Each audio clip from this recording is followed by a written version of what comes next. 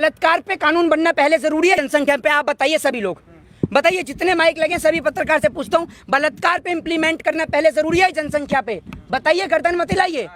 हाँ, क्या किस पे पहले, किस पे जरूरी है, बलात्कार या जनसंख्या? जरूरी है ना। अगर बलात्कार पे इन्होंने स्ट्रिक्ट कानून बनाया होता तो आज कुलदीप सिंह सेंगर, चिन्मयानंद, नित्यानंद, राम रहीम, आसाराम आज फांसी के फंदे पे झूल रहे होते। कहेंगे भाजपा के गवारों को स्कूल भेजो सारों को, इन्हें पढ़ाने और लिखाने की जरूरत है। प्रधानमंत्री जी का तो काम ही रोना धोना है। एक एक्टर को रोने के लिए ग्लिसरीन की जरूरत होती है, लेकिन प्रधानमंत्री मोदी जी बिना ग्लिसरीन लगाए रो जाते हैं। तो देश के लोगों को देश के प्रधानमंत्री जी के आंसुओं की नहीं, ऑक्सीजन, बेड, वेंटिलेटर और दवाइयों की जरूरत है।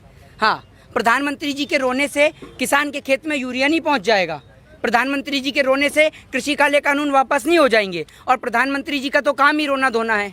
एक एक्टर को रोने के लिए ग्लिसरीन की जरूरत होती है, लेकिन प्रधानमंत्री मोदी जी बिना ग्लिसरीन लगाए रो जाते हैं, हर जगह रो जाते हैं। और ये इनकी पुरानी नौटंकी है। रोने से कोई समाधान थोड़ी है। अरे आपको प्रधानमंत्री बनाया है, किसी और की सरकार होती तो आपका रोता हुआ समझ में भी आता है। सरकार आपकी है, प्रधानमंत्री आप हैं, तो आप खुद को क्यों नहीं कुछ करते? क्यों रोकर दिखाते हैं? आपसे कुछ हो नहीं पा रहा है क्या जो आप रोकर दिखाते हैं? आपको पता है उसमें 25% वैक्सीन, 75% वैक्सीन फ्री में लगाई, 25% वैक्सीन जो है उसमें लोगों ने पैसा देकर वैक्सीन लगवाई है, जिसमें 700 रुपये से लेकर 1100 रुपये से लेकर 3000 रुपये तक की वैक्सीन लगवाई।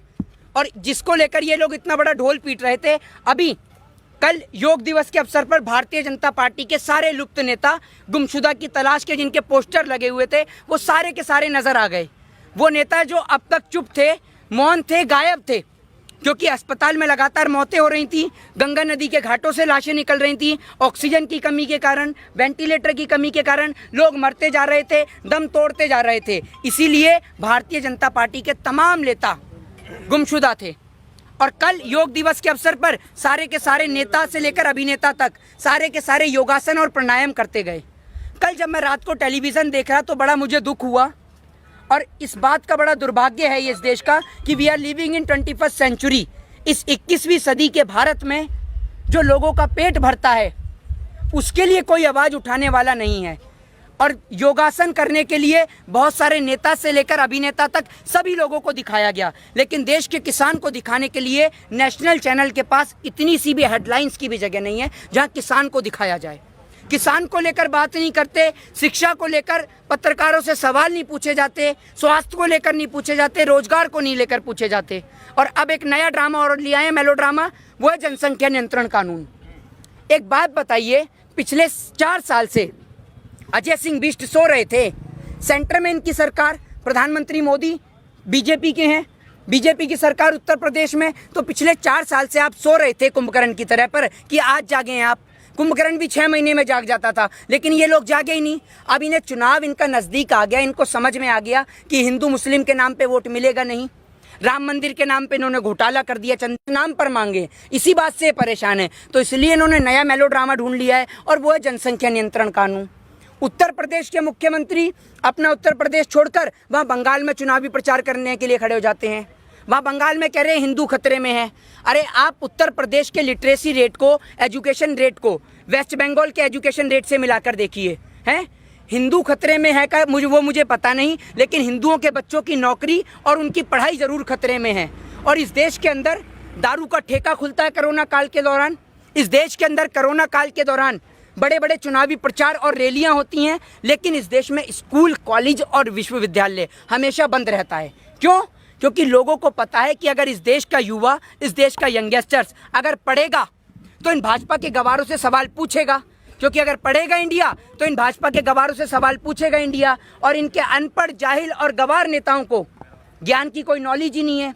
ये तो कहते हैं देश के गद्दारों को गोली मारो डैश को, तो हम कहेंगे भाजपा के गवारों को स्कूल भेजो सारों को, इन्हें पढ़ाने और लिखाने की जरूरत है। जी,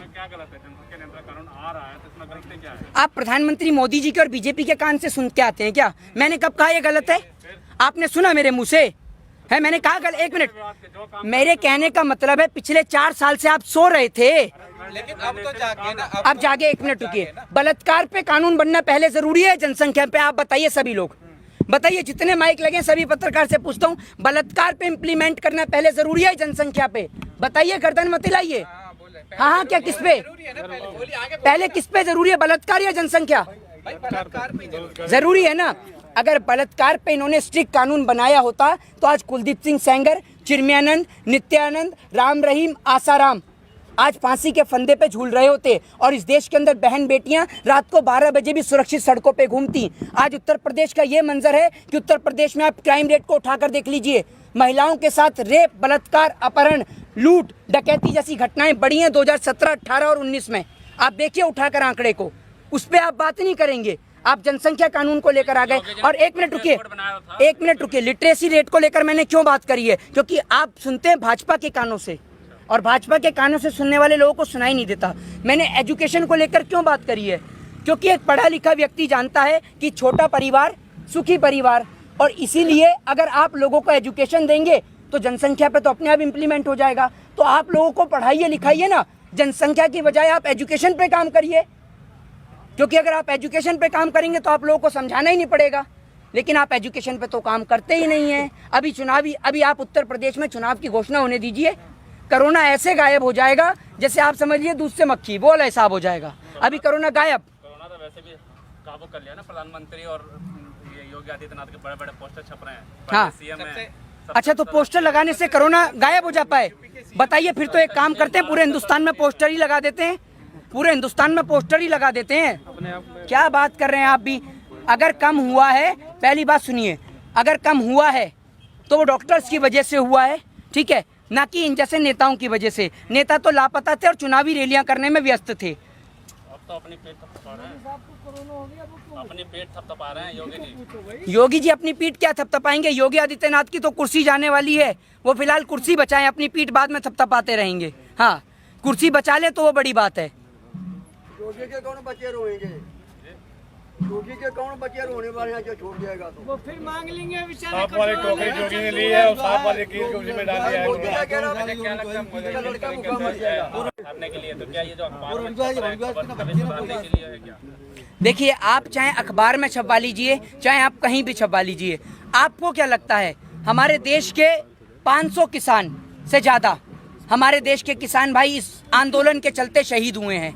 जो आप पीछे इन बुजुर्गों को देख रहे हैं ना, जो लोग कह रहे हैं किसानों को बहका रहे हैं, तो जो आप बातें कर रहे हैं ना, जो आप कह रहे हैं कि किसानों को बहका रहे हैं, आपकी उम्र के तो इनके बच्चे खेल रहे हैं, समझ रहे हैं? तो आप लोगों की औकात नहीं कि आप इन्हें बहकाएं। और बल्कि एक चाय वाले से बेहतर इस देश का किसान कुर्सी को चला सकता है और देश को चला सकता है, और देश को चलाया भी है। योगी जी को कौन हटाएगा? कौन हटाएगा? योगी जी को बनाया किसने था? योगी जी को अमेरिका के जो बाइडेन ने बनाया था। योगी जी को बनाने वाली इस देश की जनता थी और हटाएगी भी वही। वोट भी तो किसी को करेगी ना, किसी को तो करेगी ना वोट। तो वो आपको बता के करेगी। आप इस देश के अंदर, एक मिनट रुकिए, आप सुनिए, आपको पता है, आप तो बस आ जाते हैं बीजेपी के पत्र। सुनिए मेरी बात, आपको पता है इस देश के अंदर किसी से उसका संवैधानिक अधिकार वोट को लेकर बात करना एक कानूनन अपराध है? पता है आपको? फिर भी आप पूछ रहे हैं। तो वो इस देश की जनता का एक कानूनन राइट है कि वो किसी को भी वोट दे, लेकिन वो बीजेपी को वोट नहीं देगी। बीजेपी का सुपड़ा साफ करेगी। किसानों का कहना है जो किसानों के हक में बात करेगा, शिक्षा पे बात करेगा, एमएसपी पे बात करेगा, देश के काले कृषि कानून को रद्द करने की बात करेगा, उसको किसान वोट देगा, वरना नहीं।